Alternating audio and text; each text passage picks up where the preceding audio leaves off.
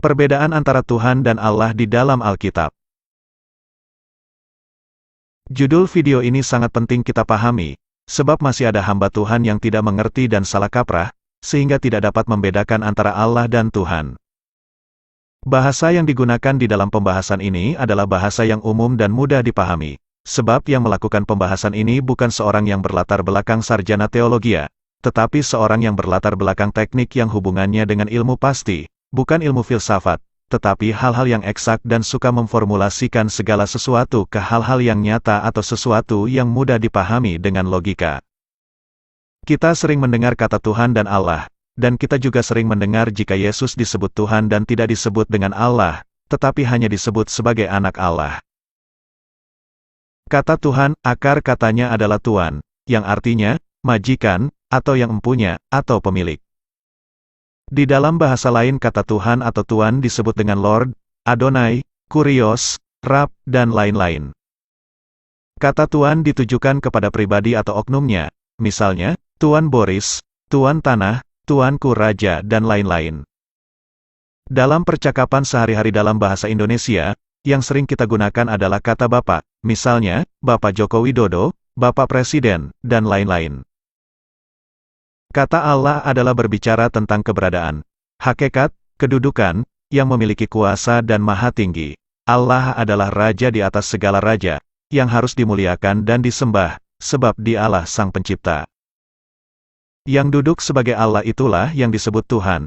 Di dalam konsep Tritunggal Allah, Tuhan inilah yang disebut firman-Nya atau anak Allah, sebab Dialah pribadi yang menjalankan dan melakukan kehendak Allah. Jika Anda dapat membedakan antara Presiden dan Bapak Joko Widodo, maka demikian jugalah relasi antara Allah dan Tuhan Yesus. Presiden identik dengan kekuasaan pemerintahan yang telah diatur oleh undang-undang, sedangkan yang duduk sebagai presiden adalah pribadi yang menjalankan fungsi presiden. Namun kita juga sering mendengar kata Allah anak yang ditujukan kepada Yesus dari seseorang, bahkan pendeta atau pastor. Akan tetapi sama sekali Alkitab tidak pernah mengatakan Allah anak. Yang ada adalah anak Allah.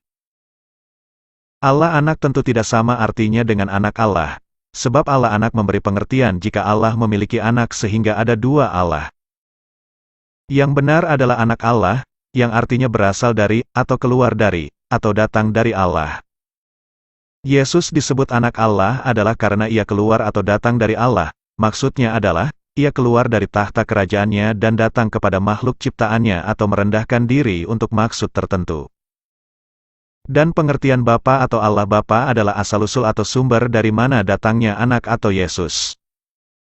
Dengan demikian Allah Bapa adalah berbicara tentang keberadaan, kedudukan atau hakikatnya, sedangkan anak Allah adalah pribadi yang berasal dari, atau yang keluar dari hakikatnya untuk melakukan kehendak Allah. Pribadi inilah yang kita sebut dengan Tuhan. Jika ada seorang hamba Tuhan mengatakan Yesus sebagai Allah anak, maka istilah ini harus dibuang, sebab perkataan itu muncul dari pemahaman yang salah atau tidak mengerti relasi antara Allah dan Yesus. Pemahaman antara Allah dan Tuhan Yesus dapat diilustrasikan antara Presiden dan Bapak Joko Widodo. Presiden berbicara tentang kedudukan sebagai kepala pemerintahan dengan segala kekuasaan yang diatur oleh undang-undang, sedangkan Bapak Joko Widodo adalah pribadi yang duduk atau yang menjabat untuk melakukan tugas presiden. Ketika Yesus disebut anak Allah adalah karena ia keluar dari kekuasaannya sebagai Allah dan menjadi manusia untuk menggenapi janjinya, yaitu darah perjanjian dalam rangka penebusan dosa manusia. Rasul Paulus menjelaskan tentang Yesus sebagai anak Allah tertulis di Filipi 2 ayat 5-8. Hendaklah kamu dalam hidupmu bersama, menaruh pikiran dan perasaan yang terdapat juga dalam Kristus Yesus. Yang walaupun dalam rupa Allah, tidak menganggap kesetaraan dengan Allah itu sebagai milik yang harus dipertahankan.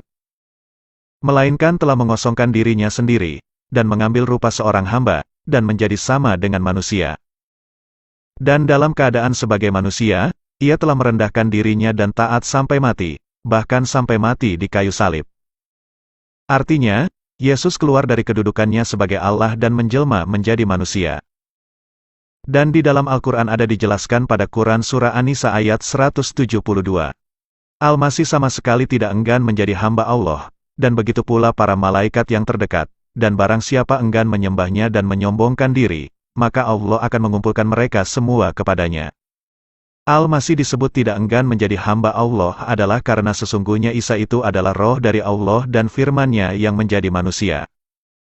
Saya tidak pernah menemukan kata Allah Yesus di kitab Injil selain kata Tuhan Yesus, sebab Allah itu adalah hakikatnya yang di dalamnya ada Yesus, dan kemudian hanya ada satu Allah yang benar di jagat raya ini.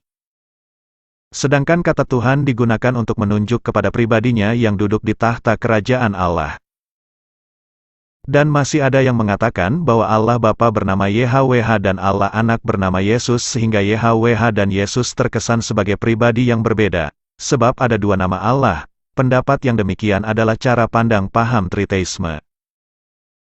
Dan ada pula yang tidak dapat membedakan antara Allah Bapa, Yesus dan Roh Kudus, sehingga mereka ini mengatakan Bapa sama dengan Yesus sama dengan Roh Kudus sebagai satu pribadi atau substansi. Dan bahkan ada pula seorang pendeta yang mengatakan kata Bapa itu sudah tidak dipakai lagi setelah Yesus naik ke surga.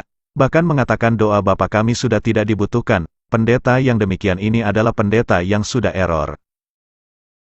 Padahal kata Yesus adalah berbicara tentang nama, sedangkan substansinya adalah sebagai firman atau anak Allah atau pribadi yang menjalankan atau melakukan kehendak Allah, sedangkan Bapa adalah tentang substansinya sebagai asal-usul atau kedudukan atau hakikat Allah, bukan berbicara tentang nama. Substansi Bapa, firman-Nya dan Roh Kudus tentu berbeda. Kilas balik tentang nama YHWH dan Yesus. Di kitab Perjanjian Lama Tuhan YHWH sudah berkata tentang hambanya atau Mesias yang dijanjikan dengan kata, Aku tetap Dia, di sini pribadi aku adalah YHWH sendiri dan pribadi Dia adalah hambanya, yaitu Yesus. Akulah Dia. Di sini pribadi aku adalah YHWH sendiri dan pribadi Dia adalah hambanya atau Yesus.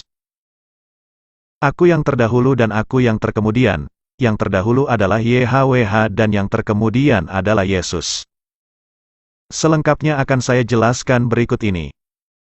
Tuhan YHWH berkata tentang hambanya, aku tetap Dia. Tuhan Yahweh menyebut hambanya yang dijanjikan, aku tetap Dia.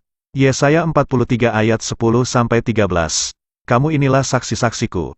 Demikianlah firman Tuhan, dan hambaku yang telah kupilih, supaya kamu tahu dan percaya kepadaku dan mengerti, bahwa aku tetap Dia, sebelum aku tidak ada Allah dibentuk, dan sesudah aku tidak akan ada lagi. Akulah Tuhan dan tidak ada juru selamat selain daripadaku. Akulah yang memberitahukan, menyelamatkan dan mengabarkan, dan bukannya Allah asing yang ada di antaramu. Kamulah saksi-saksiku. Demikianlah firman Tuhan, dan akulah Allah, juga seterusnya aku tetap Dia, dan tidak ada yang dapat melepaskan dari tanganku. Aku melakukannya, siapakah yang dapat mencegahnya?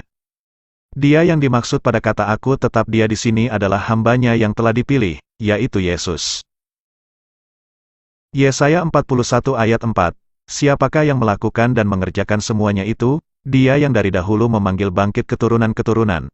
Aku, Tuhan yang terdahulu. Dan bagi mereka yang terkemudian aku tetap Dia juga. Konteks Yesaya 41 ayat 1-7 adalah, Tuhan membangkitkan seorang pembebas, yang digenapi oleh Yesus. Yesaya 46 ayat 4, Sampai masa tuamu aku tetap Dia dan sampai masa putih rambutmu aku menggendong kamu. Aku telah melakukannya dan mau menanggung kamu terus, aku mau memikul kamu dan menyelamatkan kamu. Ayat ini terkait dengan juru selamat umatnya, yaitu hambanya yang dijanjikan itu. Tuhan YHWH berkata tentang hambanya, akulah Dia. Tuhan YHWH menyebut hambanya yang dijanjikan, akulah Dia. Yesaya 43 ayat 25, Akulah Dia yang menghapus dosa pemberontakanmu oleh karena aku sendiri, dan aku tidak mengingat-ingat dosamu. Ayat ini terkait dengan juru selamat umatnya, yaitu melalui hambanya yang dijanjikan itu. Yesaya 52 ayat 6-7, Sebab itu umatku akan mengenal namaku dan pada waktu itu mereka akan mengerti bahwa akulah Dia yang berbicara. Ya aku, betapa indahnya kelihatan dari puncak bukit-bukit kedatangan pembawa berita, yang mengabarkan berita damai dan memberitakan kabar baik, yang mengabarkan berita selamat dan berkata kepada Sion, Allahmu itu Raja. Ayat ini terkait dengan Injil keselamatan yang dibawa oleh Yesus. Ulangan 32 ayat 37-39, Maka Ia akan berfirman, di manakah Allah mereka, gunung batu tempat mereka berlindung, yang memakan lemak dari korban sembelihan mereka, meminum anggur dari korban curahan mereka, biarlah mereka bangkit untuk menolong kamu,